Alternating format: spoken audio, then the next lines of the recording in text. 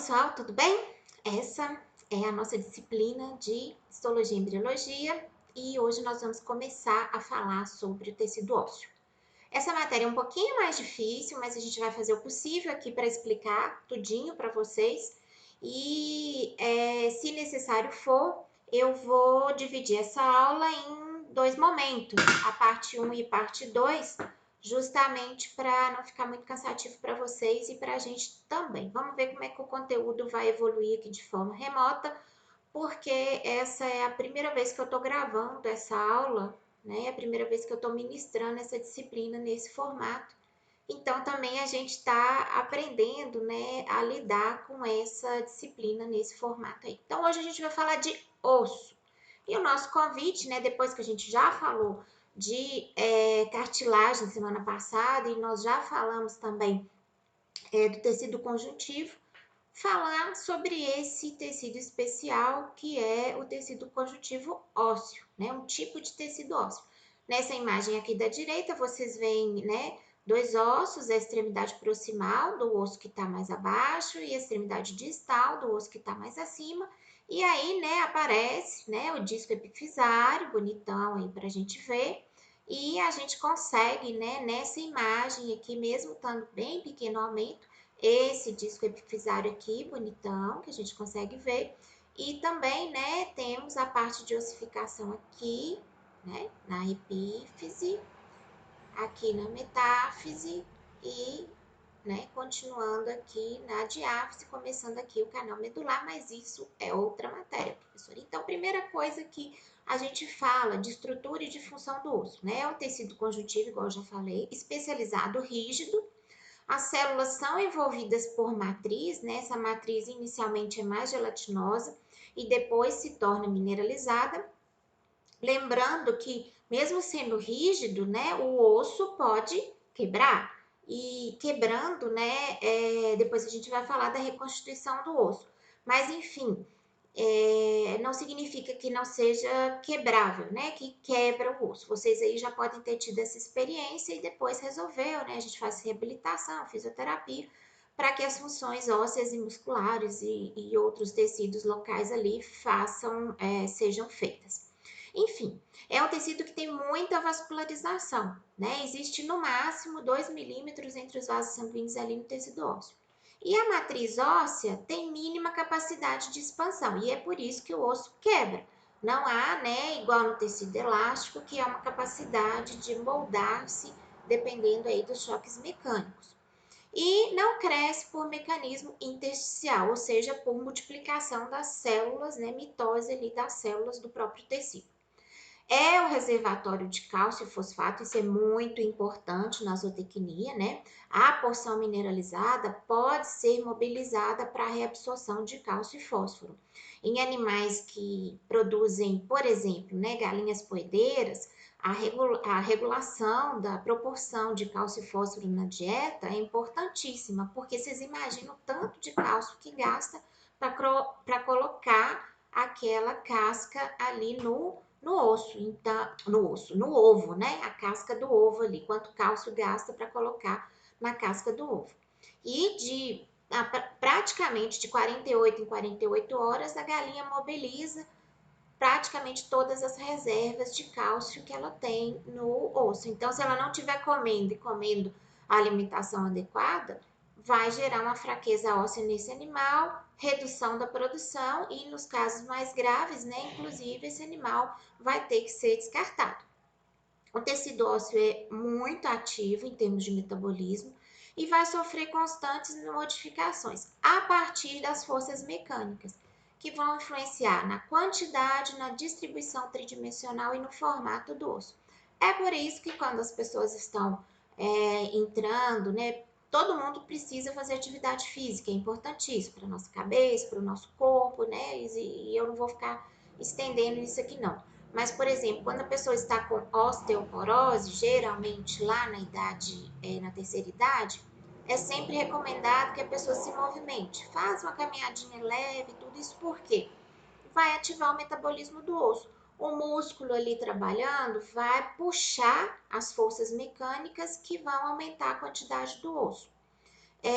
as células do tecido ósseo, né? A gente sempre está dividindo aqui as células e a matriz. Então, as células são osteócitos, osteoblastos e osteoclastos. E toda a superfície óssea vai ser revestida por estas células. E as fontes, né, são o pericôndrio e o endósteo. Nós vamos lembrar nessa imagem aqui, eu coloquei para a gente observar que nessa tem uma imagem de onde que, né, que foi tirado da cabeça do fêmur ali para esquematizar um osso normal e um osso com osteoporose. Reparem que o osso normal, que é a figurinha do meio, vai nos mostrar bastante osso, bastante estrutura, né, de matriz, porque aqui não está sendo mostrada a estrutura celular. E no osso com osteoporose, vocês imaginam aqui, ó, sumiu mais matriz, olha que tanto de buraco. Então, esse osso aqui é facilmente quebrável, né? Porque ele vai, qualquer queda da pessoa, por exemplo, ele vai se quebrar facilmente. É a mesma coisa se a gente comparasse, só para a gente ter uma noção, aqui uma espuma, sabe aquelas espuminhas de lavar louça? Aquela espuma que é bem, que os furinhos são bem pequenininhos, que ela é bem grossinha. E na outra, ou aquela outra espuma da esponja de lavar louça que é bem molinha e que tem muito buraquinho, só para a gente raciocinar em cima desses termos aqui. Primeiras células que nós vamos falar, osteoblastos. São células jovens, precursoras e têm prolongamentos. Os osteócitos, né, mantêm contato entre si, entre osteócito, osteócito e osteócito, osteoblasto, por meio de canalículos, né, que são prolongamentos citoplasmáticos que vão passar naquelas diversas cavidades ali do osso. E os osteoclastos, clastos significa que é de remodelação do osso, são estimulados por paratormônio, né? A gente tem as paratireoides, mais ou menos aqui na região cranial do pescoço, tá a tireoide. E do ladinho delas, né, quase que colado junto, assim, com a tireoide, estão as paratireoides. E as paratireoides produzem o paratormônio que vai estimular a mobilização de cálcio no osso. Existem problemas sérios nos animais que estão relacionados com metabolismo de paratormônio, que vocês vão aprender para frente no curso, né? Como é o caso da famosa hipocalcemia pós-parto. O animal para e tem que produzir colostro, gasta muito cálcio nas contrações musculares do parto normal. E aí o que é que acontece? As paratireoides, se não estiverem funcionando adequadamente, não estiverem adequadamente estimuladas, não vão liberar o paratormônio necessário para mobilizar cálcio do osso. E esse animal vai permanecer deitado depois do parto e não vai conseguir levantar e muito menos amamentar e tal. E aí a gente tem que entrar com tratamento rapidamente, fornecer cálcio na veia desse animal e a gente, como veterinário, tem que fornecer cálcio para esse animal e outros nutrientes ali, para que ele comece esse metabolismo e que não venha prejudicar a sua vida, né? Porque pode ser um caso que vai gerar risco de morte e a vida do filhote ali recém-nascido. Então, nesse corte histológico aqui de osso, a gente vai lembrar, nós vamos falar isso de novo na prática, que para as preparações histológicas, a matriz orgânica é o que aparece, não aparece a matriz inorgânica. Por quê? Seria impossível levar lá no micrótomo e cortar finas fatias do osso se ele tivesse calcificado. Então, esse osso é tratado, retirado o cálcio desse osso, e aí, então, ele fica molinho e fácil da gente incluir na parafina e levar no micrótomo e cortar. Para descalcificar, a gente usa soluções ácidas ou então quelantes de cálcio, ou então as duas coisas juntas, depende da técnica. É fácil a gente lembrar, não sei se vocês fizeram esse experimentozinho quando vocês estavam lá no ensino médio, que é pegar um ossinho de galinha cru e colocar, por exemplo, em suco de limão puro, né? O suco de limão puro, ou em Coca-Cola, porque são duas coisas bem ácidas. E deixa por um tempo ali, né? Tampado direitinho, bonitinho, na geladeira, ele vai descalcificando e no final de algumas semanas a gente consegue dar um nozinho nesse osso, porque esse osso fica descalcificado. Outro experimentozinho que a gente faz no ensino médio também, né, é pegar um ovo de galinha, né, um ovo, sei lá, pode ser de pata, pode, qualquer ovo, que tenha a casca com cálcio. Aí, o que que acontece? A gente vai colocar esse ovo também dentro do ou de vinagre, ou de limão, ou de Coca-Cola. E passa um tempo, esse ovo fica só com a membraninha da casca, que é bem molinha. Outro exemplo também, talvez vocês aí, né, sejam de comunidades rurais, tenham nascido na roça, né, que é uma experiência muito rica. Existem algumas galinhas que colocam ovo da casca mole, não sei se vocês já ouviram falar. É o ovo que saiu, né, sem ser totalmente formado, e aí a gente percebe só as membraninhas do osso ali, do ovo ali, e essas membraninhas são bem molinhas, significa que a galinha não conseguiu depositar cálcio na casca desse osso. Então precisa ser muito bem olhado, né, a nutrição dessas galinhas, porque pode ser uma coisa eventual que a galinha, uma delas tenha feito isso, mas se a frequência for grande, por exemplo, numa granja comercial, a gente tá com um erro de dieta grave nesses animais. E se isso persistir por muito tempo, né, a gente vai ter prejuízos cada vez maiores. Voltando ao nosso osso descalcificado aqui, para que a gente mostre as células. Toda essa parte assim mais lilazinha que a gente vê aqui, ó, é osso. Então aqui tem uma trabécula de osso, aqui tem outra trabécula, aqui tem outra. Aqui essa área mais clarinha, mais azuladinha aqui assim, é a medula óssea.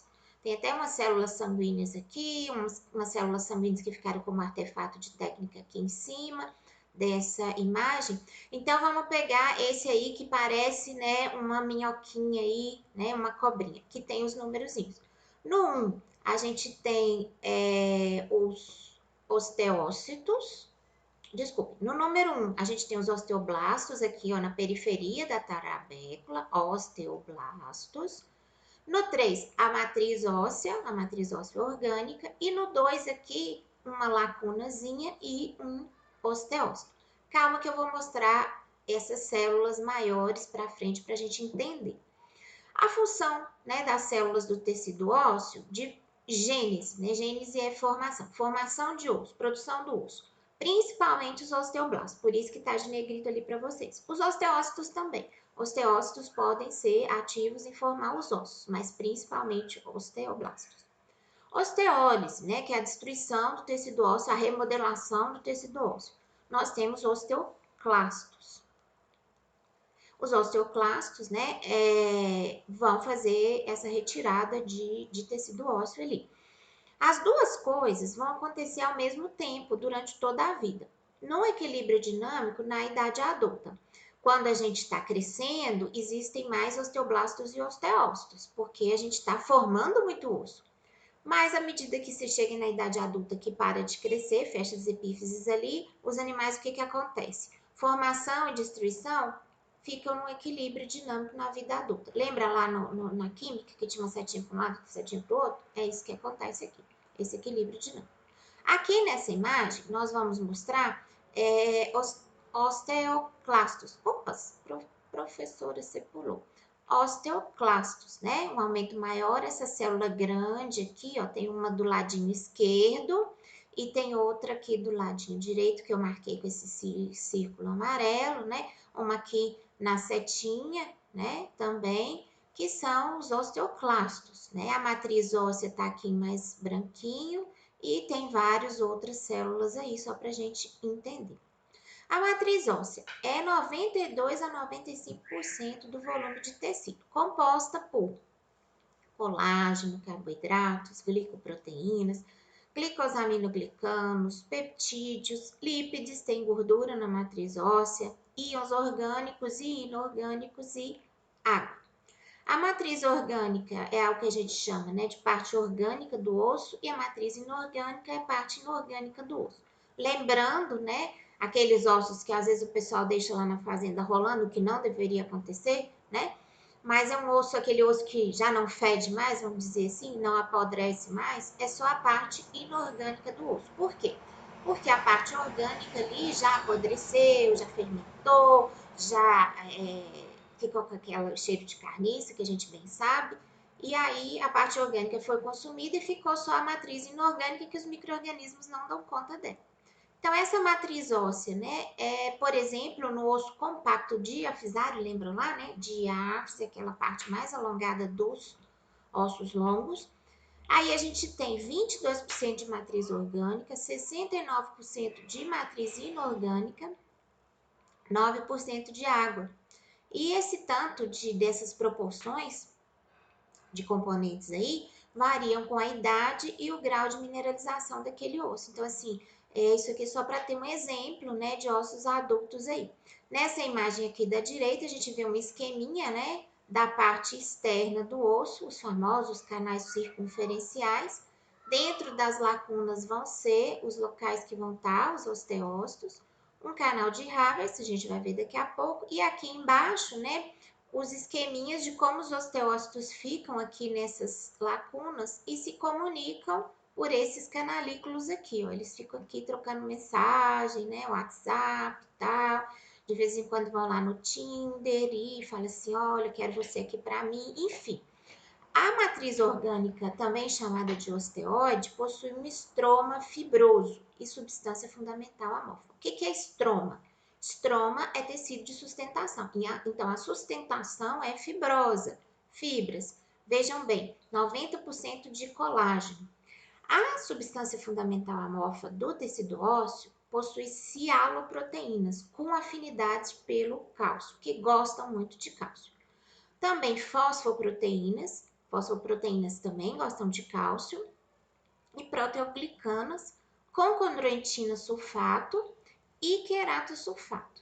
E essas proteoglicanas, né, estão associadas à incorporação de cálcio e à reabsorção de proteoglicanas. Além disso, aquele nosso amigo lá que a gente já conhece, ácido hialurônico, faz parte sim, né, dessa matriz aí que nós estamos falando, a parte orgânica. Já a parte inorgânica do osso, aquela que a gente vê lá quando o osso está seco, velho, né, que já apodreceu tudo que tinha para apodrecer. Essa matriz inorgânica é até 70% do peso do osso. São cristais de hidróxido de apatita, esse nome bonito aí para esses cálcio 5, fosfato 3 e uma hidroxila ali, predominando no osso maduro. Fosfato de cálcio de hidratado, em vivo, né? Ele sempre tem a proporção, geralmente, de 1,66 entre cálcio e fósforo. É por isso que, a não ser para esses animais que estão em crescimento acelerado e animais produtores de ovos, por exemplo, a relação de cálcio e fósforo nas misturas, de uma maneira geral, geralmente falando, é de 2:1. Por quê? Porque nos seres vivos, né, essa proporção é entre 1,66 de cálcio para 1 de fosfato. Mas existem substituições que podem alterar essa proporção, né, de aproximadamente 2:1, que esses substitutos são sódio, magnésio, carbonato, flúor. A gente não pega flúor e passa, né, no esmalte dos dentes para incorporar esse flúor e proteger o dente? Chumbo e estrôncio.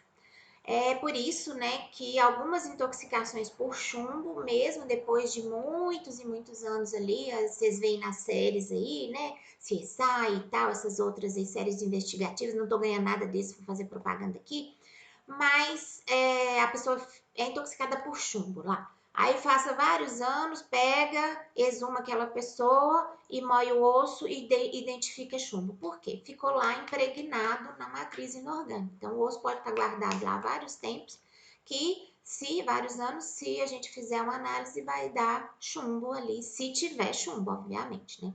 Além disso, a substituição por citratos e ésteres de fosfatos. O osso todo é envolvido, não há osso sem estar envolvido por alguma coisa. Então, assim, os envoltórios são periósteo, provavelmente vocês já devem ter ouvido falar isso em outras disciplinas, né? A gente estuda isso em anatomia também, que recobre externamente o osso. E endósteo, que envolve toda a parte interna do osso. E aqui nessa imagem, a gente pode observar, né? Um corte de osso com hematoxilina e eosina. Reparem que tem um cantinho aqui, ó, à direita, mais roxinho, que ainda é cartilagem, tem a setinha aí, uma cartilagem se modificando para ser substituída por osso. Nós temos aqui, ó, já formando esse aqui mais avermelhadinho, né? Uma matriz orgânica aqui de osso, as lacunas aqui, ó, com os osteócitos dentro, osteoblastos na periferia, nós vamos falar isso com calma na aula prática, não se preocupem com isso agora.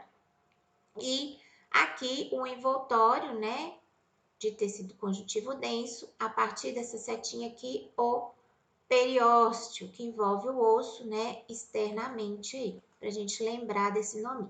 Então, esse envoltório externo, né, existe, exceto nas articulações. Porque as articulações, o osso vai estar recoberto por cartilagem. O periósteo é muito inervado e muito irrigado.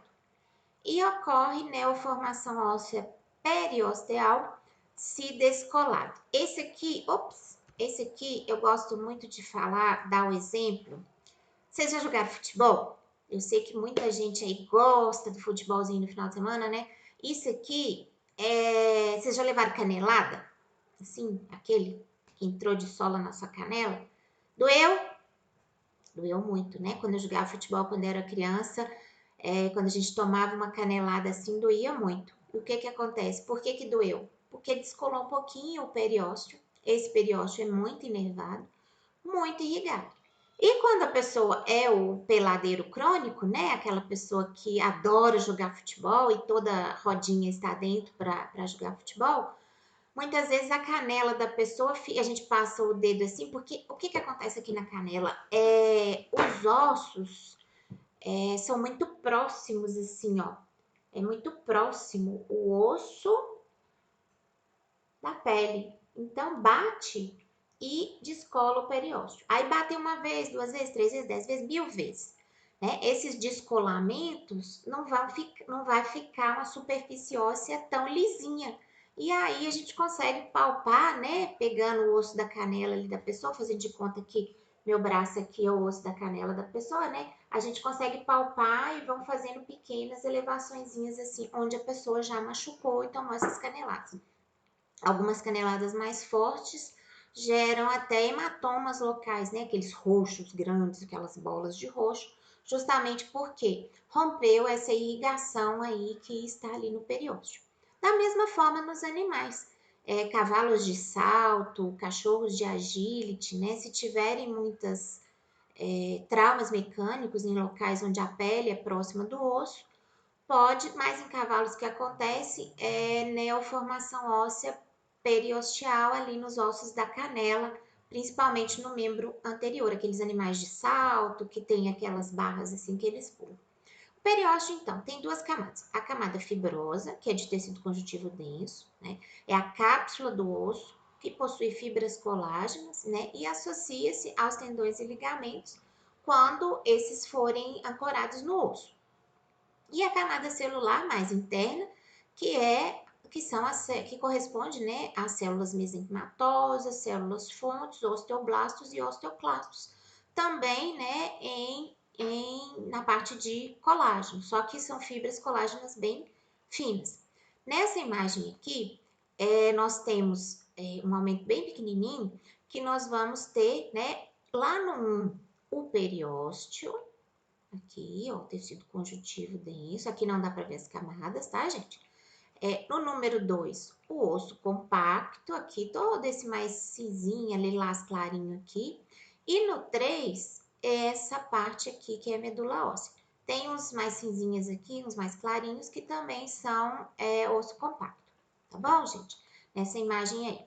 Agora dá para ver, né? Bonitão aqui o nosso periósteo.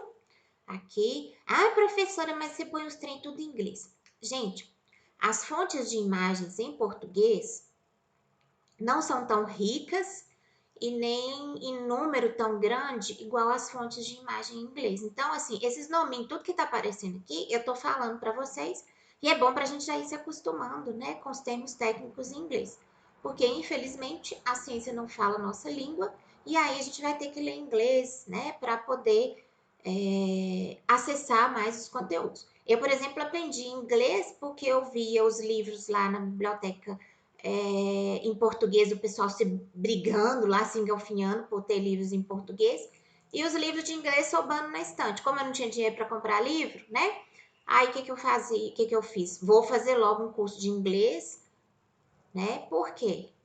Porque de inglês instrumental, né? Leitura e interpretação de inglês, porque aí eu comecei a pegar os livros em inglês e estudar, e eu às vezes ficava o mês inteiro com o livro e ninguém queria aquele livro porque era em inglês. Enfim, aqui o osso corado por hematoxilina e eosina, essa parte mais rosinha aqui, ó, é tudo matriz óssea, os osteócitos estão aqui nas lacunas, e nós vemos aqui, ó, o periósteo. Dá para ver direitinho essa camada mais interna, que é mais celular, e a camada mais externa, que é mais fibrosa. Aqui mais externa e aqui mais interna.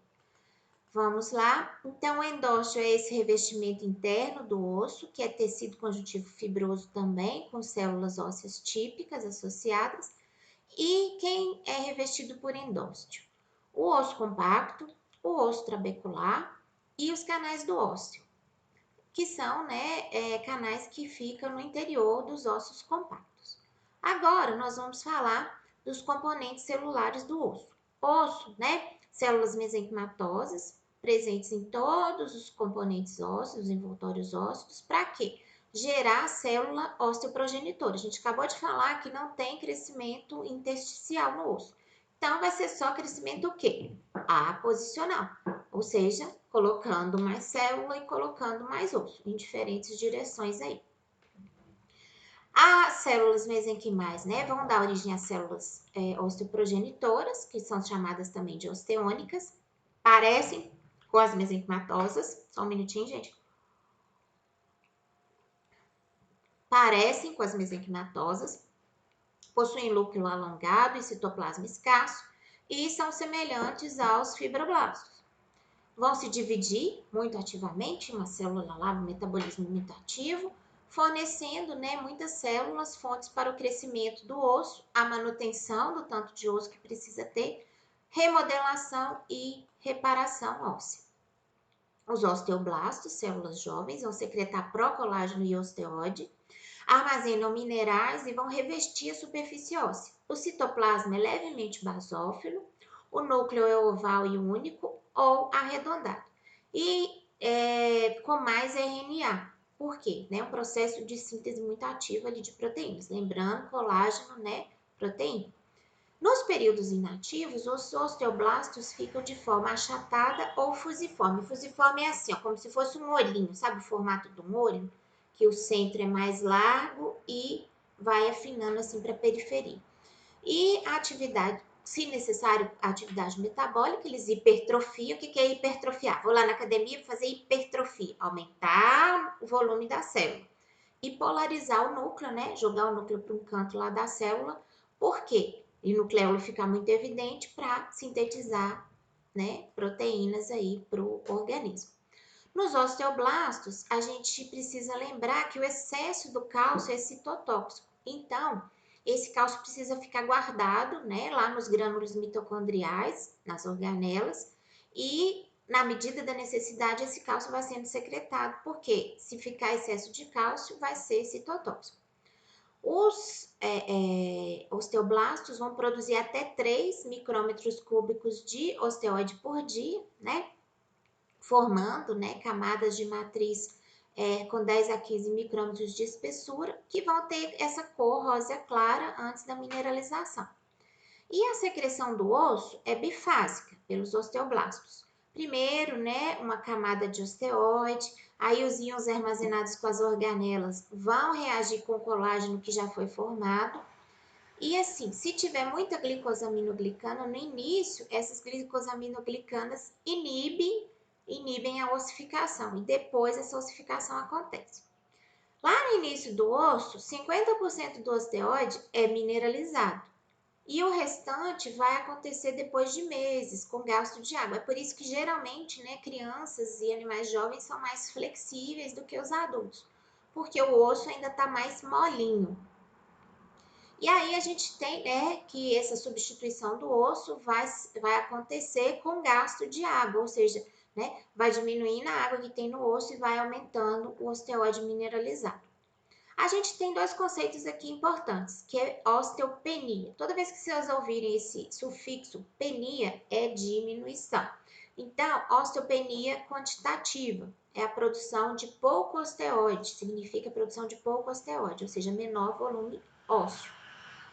E a osteopenia qualitativa, em que significa pouca mineralização da matriz óssea, tá? No primeiro, não produz ou produz menos matriz óssea, e no segundo, há pouca mineralização dos ossos. Aqui nessa imagem, a gente pode observar, né, um corte de osso, hematoxilina e eosina, a parte mais avermelhada que é a matriz óssea, e nós vamos ter, ó, um pouquinho ainda de cartilagem, tudo que é roxo aqui é um pouquinho de cartilagem. E fazendo essa matriz aqui, ó, tem uma bordinha vermelhinha onde está essa setinha de osteócito, né? Tem uma célula aqui que é o osteócito. Outros osteócitos aqui, ó, seguindo aqui, repete a mesma figura. E aqui os osteoblastos, ó, que são células, né? Mas aqui embaixo tem um bem característico, né? Que a gente falou, formato fusiforme. Às vezes a gente fala que é forma de chama, né? Igual a chama daquelas velhinhas que a gente desenhava lá quando era criança. E aí, né, nós temos esse formato aqui dos osteoblastos.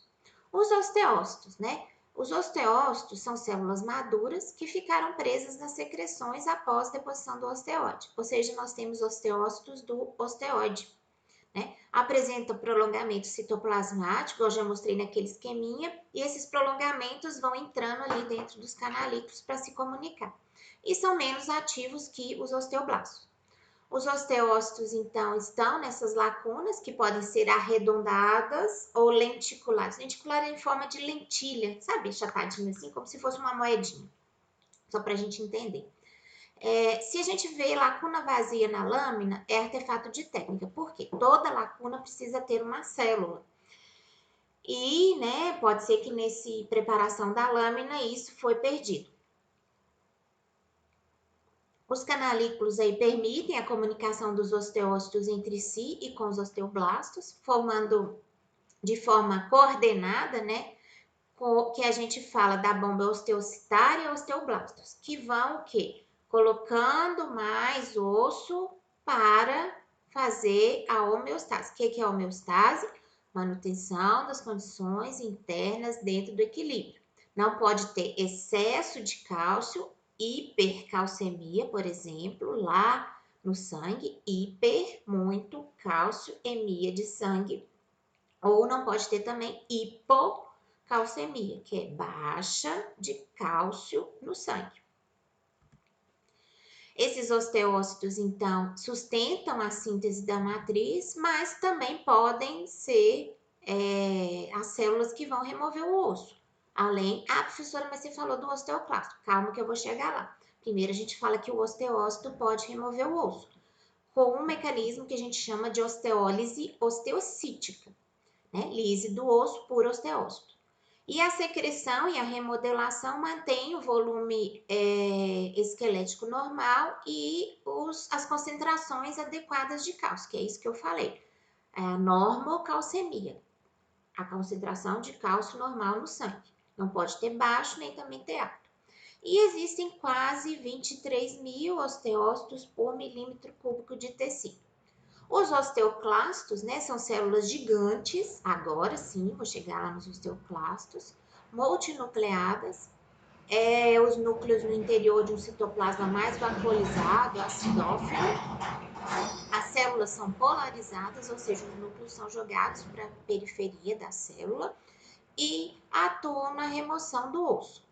Esses osteoclastos vão ficar mais internamente no periósteo, onde ocorre a reabsorção óssea, tirando os minerais, né, dissociando os minerais e removendo a matriz orgânica. Existem locais que são chamados, inclusive, de bordas em escova, porque assim, às vezes tem 3, 4, 5 osteoclastos, e aí vai formando como se fossem dentinhos, assim, os osteoclastos aí em cada uma dessas bordas que a gente fala em escova. vão ficar na superfície do osso, em lacunas, e podem ocorrer no interior dos ossos compactos, mais raramente, né, sendo chamado macrófagos do endósteo do ósteo.